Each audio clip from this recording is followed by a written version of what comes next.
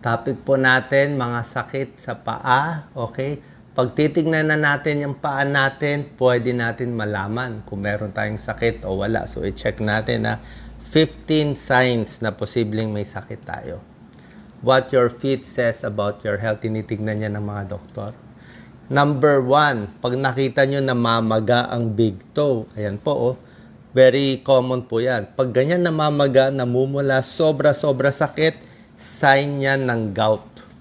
Baka mataas uric acid mo, or pwede rin may osteoarthritis, di ba? Kakalakad.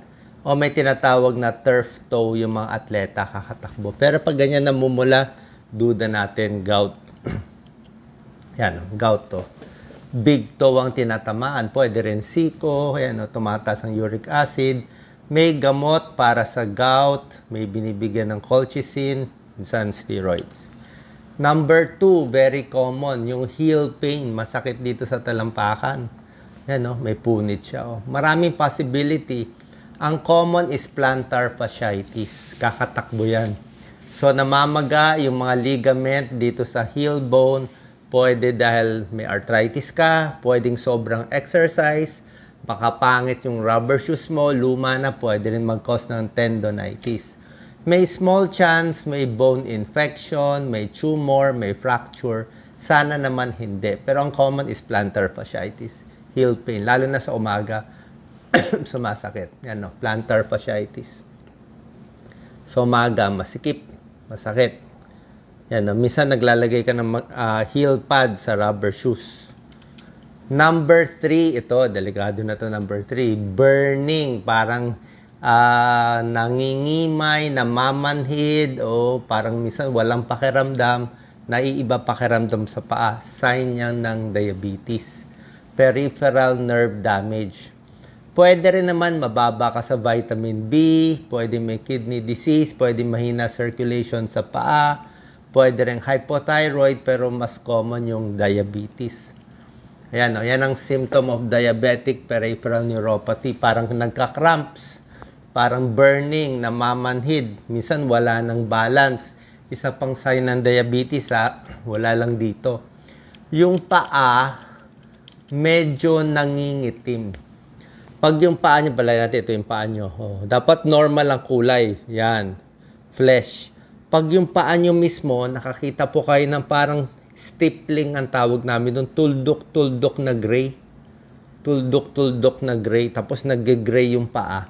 Kulang yung daloy ng dugo. So yung artery may problema. Peripheral artery decision. Hindi lang nerve ang problema. Kulang ang daloy ng dugo. Kaya nag-gray-gray yung paa. Hindi magandang sign ng diabetes. Kailangan makontrol ang diabetes. Number 4, malamig ang paa. Okay? Yung malamig ang paa, kulang din sa circulation. Meron iba talaga malamig lang paa, okay lang. Pero yung iba, kulang din sa circulation. Pwedeng diabetes din, pwede sa smoking, pwede sa high blood, pwede sa nerve damage from diabetes. Pwedeng anemic, kaya nanlalamig. Nakamedyas yun. Number 5, ito po, hindi maganda. Okay? Ito, delikado to. Sugat na hindi gumagaling sa paa. Yan po. Pag diabetic kasi, mahina na yung pakiramdam. Pinaliit ko lang yung picture para hindi ma-offend yung tao. May nana kasi yung picture. Major warning sign for diabetes, delikado yan. Kasi matagal maghilom yung sugat ng diabetic. Kulang kasi ang blood flow, tapos yung nerves, di mo nararamdaman, nakatapak ka na ng pako o may mga sugat, nag-i-infect siya. Okay? Pag tumuloy-tuloy yan, mamamaga talaga yung paa, napuputol yung paa. Merong BKA, below knee amputation, napuputol kasi nga kulang na yung circulation. Kumbaga sa puno, nagkulang ng daloy ng tubig at nutrition sa dulo ng sanga. Ayan ang diabetic ulcer, butas na yung paa. Delikado. Fluctuating blood sugar, pag hindi controlled ang blood sugar. Kaya ang mga diabetic, araw-araw tingnan yung paa. May konting sugat pa lang, gagamutin na, lagyan na ng betadine, iinuman na ng antibiotic kung kailangan. Number 6, delikado din to. Manas sa paa. Ayan, magang-maga. Okay? Merong manas sa paa, pag hapon, lagi tayong nakaupo, nagmamanas. Sabi ko nga, mga security guard, mga sales lady, lagi nakatayo. Pag tumatanda na, lagi nakaupo. Dependent edema. Minsan, hindi naman masama yan. Baka marami ka lang varicose veins, lagi lang nakaupo. Pero merong manas na masama. May manas na dahil sa heart failure. Mahina na pala yung puso. O hindi rin makahiga ng flat. Merong kidney failure, nagmamanas na, hindi na umiihi. May liver failure, sira na yung atay, kulang, bumababa yung protina sa katawan, nagmamaga din siya. So yan ang mga possibility. Meron din nagmamanas from amlodipine, sa gamot sa high blood, pero yung ganun hindi ganun kalala. Ito yung delikado. Heart failure, kidney failure, liver failure. Kaya ipa-check sa doktor kung masama ba yung manas o hindi. So, dapat tinataas yung paa sa gabi para mabawasan yung manas. Number 7, ito, hindi rin magandang sign. Yung nagbo-blue yung paa. Sa kamay yan at paa Yung, di ba, dapat red to, di ba, pinkish red.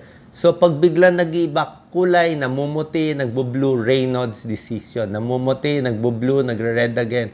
Ibig sabihin, nag-i-spasm yung mga artery natin. So, pag nag-i-spasm yan, sign yan ng autoimmune disease, mga rheumatoid arthritis, thyroid problem, at ibang autoimmune disease. Papacheck din yan sa doktor. Number 8, ito yung clubbing. Ito yung tinuturo kong ganito, clubbing sa kamay. Yung sabihin, nagkukulang yung oxygen, nawawala yung butas, at kumakapal dito. Yan din nangyayari sa paa.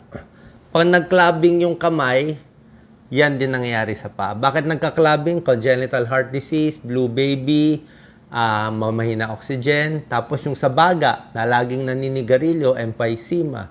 So, lung disease na matagalan nagka-clubbing. Kita mo yung daliri niya sa paa. Pati sa kamay yan.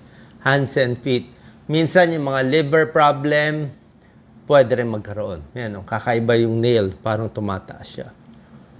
Hindi rin magandang sign yan. Okay? Ito, minsan, nagbabara din yung mga ugat, peripheral artery disease. Number 9, itchy feet. Ito, nangangamoy. Pasensya na, kumakain. Athlete's foot to, alipunga. Ngayon itsura, nagbabalat, nangangamoy. Athlete's foot, may gamot. Antifungal cream. Siguro mga 2 weeks pinapahid. Pwede rin contact dermatitis, pwede rin psoriasis, pero mostly athlete's foot. Yun na itsura. Bakit? Laging basa yung paa, laging kulob, di ba? Hindi naliligo maigi. Hindi na pag hinuhugasan ng paa, dapat sabon na tubig at pinapatuyo. Pag laging basa ang paa. 2 months daw, matagalan na pagpahid nito. Minsan 2 weeks kaya, pero minsan mas matagal. Scaly, nangangamoy. Kaya pag ganito athlete's foot, wag na muna mag-rubber shoes, mag-boots, lalo na sa mga sundalo, na talagang, di ba, in combat hindi na nakakapalit ng shoes. Yan nangyayari. Mga athletes, atleta, kaya mag-sandals na lang, pahanginan ang paa. Number 10, bad sign to. Nangingitim. Sa balat, bad sign po to, melanoma. Possible skin cancer. Melanoma, very aggressive skin cancer. Basta may itim, makakita. Minsan nagtatago sa mga paa, sa ilalim ng kuko, pa-check agad. Delikado po to. Mabilis kumalat, nakamamatay itong dark spot. Yung ganyang itim, hindi po maganda. Hindi siya nunal flat siya. Number 11, yellow nails. Yan, yellow nails. Yellow nails, pwedeng may psoriasis, may lung problem, pwede rin fungal infection itong mga yellow nails. Patayin ako. O baka na trauma. Yan, fungal nail infection sa yellow nails. So, pwede dyan. Matagal din ang gamutan dito. Number 12, ito, mga claw toe. Yan, parang martilyo, nakaganon siya. Minsan, sobra sikip ang sapatos nyo pag bata pa. Pwedeng, di ba, sobra sikip, naipit, nadideform. Merong diabetes, pwede rin may alcoholic, Doc Lisa, tinitingnan mo yung paa mo. Hindi ka pa naman kloto. Si Doc Lisa, binecheck yung paa niya. Another problem, ingrown toenail. Yung mahilig magpa-pedicure. Ako nga, ayaw magpa-pedicure. Pag maggugupit kayo ng kuko, ang secret, straight lang. sa mga nagpe-pedicure, nagmamanicure, i-diretso lang yung putol ng kuko. Huwag nyo gagawing triangle. Kasi pag kinat nyo ang kuko sa side, yung kuko, pag tubo ng kuko, papasok siya sa laman. Sobrang sakit yun. Pag tubo ng kuko, imbis na, paano, tinanggal mo dito, so yung balat tumakip. So pag tubo niya papasok siya dito. So yung kuko, sinusugat yung laman mo, ingrown toenail. Minsan tinatanggal pa yung buong nail niyan. Okay? Trim nails, nail trauma. Ingat po tayo. Ito, pitting, pwede sa psoriasis, baka may vitamin deficiency. Ito, bunyon sa sapatos din. Minsan walang gamutan dito sa bunyon. Okay? Finally, 15, varicose veins. Diba? Pag varicose, nagmamanas yan, problema ko rin to. Magsusot tayo ng compression stockings, exercise lagi. Pag masyado malaki, pinapa-opera sa surgeon, pero mahirap din. Dapat lagi nakataas ang paa. Yan, varicose veins. Obesity, age, pregnancy, yan din ang problema natin. Isa ding problema, bukod sa varicose veins, sabihin ko na rin, ito na last, number 15, yung deep venous thrombosis. Yun, delikado yun. Ang deep venous thrombosis, may vein sa loob. Pag malaki yung mga ugat mo at hindi mo ginagalaw yung paa mo, pwede magbuo ang dugo sa vein sa paa.